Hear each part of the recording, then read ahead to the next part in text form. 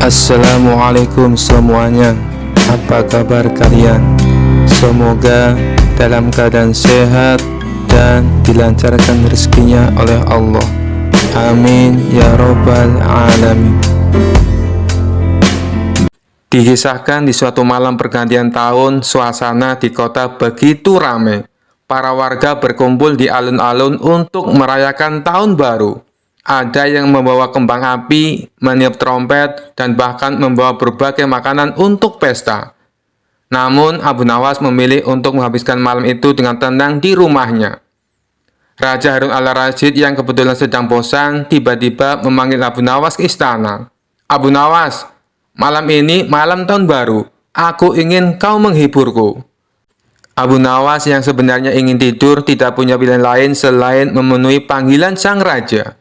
Sesampainya di istana, raja berkata, Abu Nawas, semua orang sedang bergembira, tapi aku ingin malam ini spesial.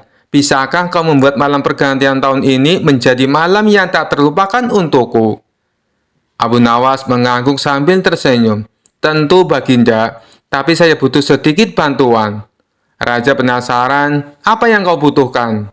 Baginda harus memberikan saya sebuah keranjang besar dan 5 orang pengawal untuk mengumpulkan barang-barang aneh dari warga kota, kata Abu Nawas.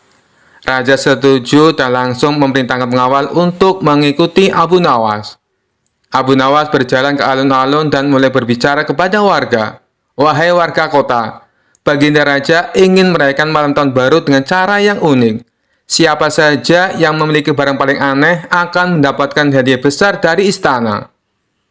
Mendengar itu, warga berbondong-bondong membawa barang-barang aneh. Ada yang membawa sendok bengkok, sandal putus, bahkan ada yang membawa seekor ayam dengan bulu warna-warni. Abu Nawas menerima semua barang itu sambil tersenyum. Ia kemudian berkata, barang-barang ini luar biasa aneh, tapi Baginda juga ingin kalian memberikan sesuatu yang lebih spesial, yaitu suara paling keras saat malam pergantian tahun. Warga pun mulai meniup trompet, memukul panci, dan bersorak-sorai. Suasana menjadi begitu riuh, hingga raja yang sedang duduk di balkon istana tidak bisa berhenti tertawa. Saat mendekati tengah malam, Abu Nawas memanggil semua orang ke lapangan. Ia lalu berkata, sekarang semua barang aneh ini akan saya persembahkan kepada Baginda Raja sebagai simbol keberuntungan tahun baru. Raja yang melihat dari jauh langsung terkejut. Apa maksudmu Abu Nawas? Aku tidak meminta barang-barang aneh itu. Abu Nawas tersenyum lebar. Tentu Baginda, tapi malam tahun baru adalah tentang berbagi kebahagiaan. Jadi saya ingin Baginda berbagi kesenangan ini dengan warga. Raja akhirnya tidak bisa menahan tawanya. Kau benar-benar tahu cara membuat malam ini menjadi tak terlupakan Abu Nawas. Baiklah, mari kita rayakan bersama. Warga pun berpesta bersama raja, dan Abu Nawas berhasil mengubah malam itu menjadi malam yang penuh tawa dan kebahagiaan. Suatu hari, raja sedang dalam suasana hati yang sangat aneh. Ia ingin menguji kecerdikan Abu Nawas sekali lagi dengan perintah yang mustahil. Sambil duduk di singgasananya, ia memanggil Abu Nawas dan berkata dengan wajah serius, Abu Nawas, kali ini aku ingin kau melakukan tugas yang sangat spesial. Abu Nawas yang sudah terbiasa dengan perintah-perintah aneh dari raja, langsung tahu pasti akan ada sesuatu yang sulit kali ini. Tapi ia tetap tersenyum dan bertanya, apa perintah paduka kali ini? Raja menatap Abu Nawas dengan tatapan tajam dan berkata, aku ingin kau mencari pohon yang bisa berbicara. Bawa pohon itu ke istana dan buktikan bahwa ia bisa berbicara. Abu Nawas terdiam sejenak, lalu tertawa kecil di dalam hati. Ia tahu bahwa tugas ini mustahil dilakukan. Namun, ia tidak ingin mengecewakan raja. Jadi, ia memutuskan untuk menerima tantangan ini dengan cara yang cerdik. Baiklah, paduka, kata Abu Nawas sambil tersenyum. Berikan aku waktu seminggu, dan aku akan mencari pohon yang bisa berbicara. Raja mengangguk setuju, meski dalam hati merasa yakin Abu Nawas tidak akan bisa menyelesaikan tugas ini. Selama seminggu, Abu Nawas berpikir keras mencari cara untuk menyelesaikan tugas tersebut. Ia berjalan-jalan di sekitar hutan, mengamati pohon-pohon, dan akhirnya mendapatkan ide cemerlang. Setelah seminggu, Abu Nawas kembali ke istana dengan wajah penuh percaya diri. Raja yang penasaran langsung bertanya, "Bagaimana Abu Nawas? Apakah kau menemukan pohon yang bisa berbicara?" Abu Nawas tersenyum dan menjawab, "Tentu saja Paduka, pohon itu ada di hutan dekat desa. Saya sudah berbicara dengannya, dan ia setuju untuk menjawab pertanyaan Paduka. Tapi pohon itu punya syarat." Raja tercengang dan bertanya, "Syarat? Apa syaratnya?" Abu Nawas menjelaskan, "Pohon itu tidak mau diganggu oleh banyak orang. Ia ingin Paduka datang sendirian tanpa ada pengawal. Hanya dengan begitu ia akan berbicara." Raja yang penasaran dengan keajaiban ini segera setuju. "Baik, aku akan pergi sendirian. Tunjukkan di mana pohon itu berada." Abu Nawas lalu membawa raja ke hutan, menuju sebuah pohon besar yang sangat tua. Pohon itu tampak kokoh dengan akar yang besar menjalar di sekelilingnya. Setelah sampai di depan pohon, Abu Nawas berkata, "Inilah pohon yang bisa bicara, Paduka. Silakan berbicara padanya, dan ia akan menjawab." Raja yang penasaran mendekati pohon itu dan mulai bertanya, "Wahai pohon, benarkah kau bisa berbicara?" Tentu saja pohon itu diam saja, tidak ada suara apapun. Raja mulai bingung, lalu menoleh ke Abu Nawas dan bertanya, "Mengapa pohon ini tidak berbicara?" Abu Nawas yang sudah siap dengan jawabannya tersenyum lebar dan menjawab, "Paduka, pohon ini sudah berbicara. Namun ia berbicara dengan caranya sendiri, bukan dengan kata-kata." Raja semakin bingung, "Apa maksudmu Abu Nawas?" Abu Nawas lalu menjelaskan, "Paduka, setiap pohon berbicara melalui gerakannya. Daunnya yang melambai ditiup angin, cabangnya yang bergoyang ketika disentuh, itu semua adalah bahasa mereka. Pohon ini tadi sudah menyapa Paduka dengan anggukan dahan dan hembusan angin. Bukankah itu tanda ia merespon kehadiran Paduka?" Raja berpikir sejenak, lalu melihat ke arah pohon yang memang melambai sedikit karena angin. Meskipun Raja tahu bahwa pohon tidak berbicara seperti manusia, ia tidak bisa menyangkal kecerdikan Abu Nawas.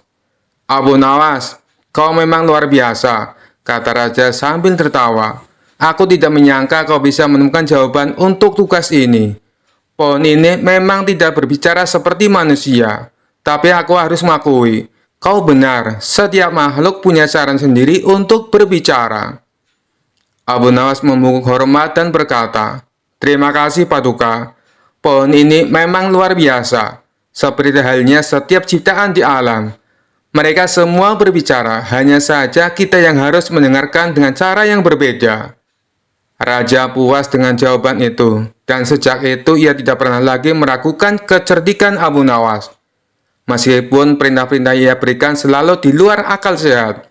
Dan tentu saja orang-orang di istana kembali tertawa, karena Abu Nawas lagi-lagi berhasil mengatasi tantangan yang mustahil dengan cara yang kocak dan cerdas.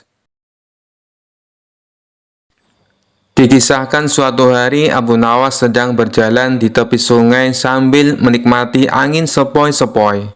Tiba-tiba terdengar suara keras dari dalam air, dan muncullah seekor ikan raksasa yang sangat besar, bahkan lebih besar dari perahu nelayan. Ikan itu menatap Abu Nawas dengan mata tajam, seakan ingin memulai percakapan. "Hai manusia, kau adalah Abu Nawas yang terkenal cerdik itu bukan?" tanya ikan raksasa dengan suara yang menggelegar. Abu Nawas kaget, tapi ia cepat-cepat menguasai diri. "Benar, aku Abu Nawas, tapi aku belum pernah berdebat dengan seekor ikan sebesarmu. Apa kau ingin mengajakku berdebat?" Ikan raksasa itu tertawa, menyebabkan riak-riak besar di permukaan air. "Tentu saja, aku ingin mengujimu Abu Nawas. Banyak manusia mengira aku hanya ikan biasa, tapi aku lebih pintar dari yang kau kira." Abu Nawas tersenyum. "Baiklah, wahai ikan raksasa, apa yang ingin kau debatkan denganku?" Ikan itu mendekat dan berkata, Pertanyaan sederhana, mana yang lebih berguna, tinggal di dalam air atau di daratan?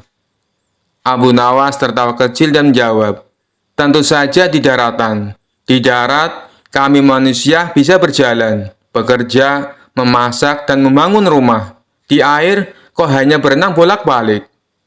Ikan itu tersenyum mengejek. Kau tak tahu kesulitan hidup di darat, Abu Nawas. Di air, aku tidak perlu susah payah memasak, karena makananku sudah langsung tersedia. Tidak perlu rumah atau tempat tinggal, karena seluruh sungai ini adalah tempatku. Hidup di air itu lebih praktis. Abu Nawas mengangguk berpikir sebentar. Tapi wahai ikan raksasa, di darat kami bisa membuat pakaian, melindungi tubuh kami dari cuaca, dan mengembangkan ilmu pengetahuan. Kau hanya berenang sepanjang waktu, tidak bosan? Ikan raksasa itu mengibaskan ekornya dengan bangga. Bosan? Justru aku bebas berenang kemana saja, tanpa batas, tanpa terhalang oleh apapun. Dan kalau aku ingin tahu tentang daratan, aku cukup menangkap cerita-cerita dari manusia yang mendekat ke tepi sungai. Abu Nawas tertawa. Baiklah, kau punya kebebasan. Tapi ingat, kami manusia punya otak yang cerdas. Kami bisa berpikir, menemukan cara hidup baru, bahkan membangun istana. Ikan raksasa itu tersenyum licik. Begitu ya, tapi coba kau pikiran ini, Abu Nawas. Di air, aku tak punya musuh yang bisa mengalahkanku, karena aku terbesar di sini. Sementara kau di darat, apakah kau benar-benar aman? Bagaimana dengan perintah raja atau masalah yang lainnya? Abu Nawas terdiam sejenak, lalu tertawa keras. Wahai ikan raksasa, ternyata kau memang pintar juga.